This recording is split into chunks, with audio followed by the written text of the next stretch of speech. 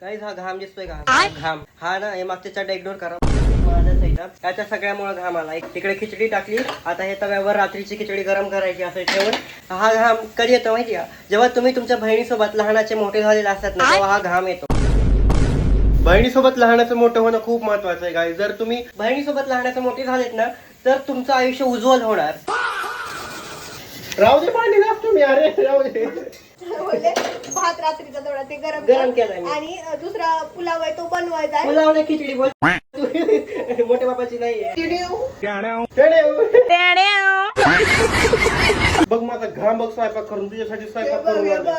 तू आंघोळ करून आलीस कुठे? आंघोळ करून आली बघ. दाढीचा घाम काढतीस काय? वास कसं येतो रे? संपतो. ह्याचा येते बॉडी वॉशचा. मी अंदाजच लावते. याचा बॉडी वॉश मी वापरला.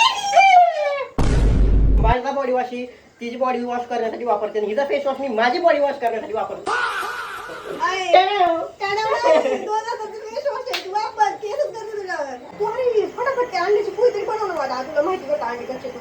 अंड्याची पोळी नाही, अंड्याचं ऑमलेट असतं आणि अंड्याची भाजी नाही, अंड्याची करी असते. आणि ही बनवते कुकर मध्ये, पुलाव नाही खिचडी असते. याची भाषा बघा ना, अंड्याची ऑमलेटला अंड्याची पोळी, अंड्याची करीला अंड्याची भाजी आणि खिचडीला पुलाव. आता हा काय बिर्याणी म्हणशील का? रात्रीची खिचडी याला बिर्याणी बोला का?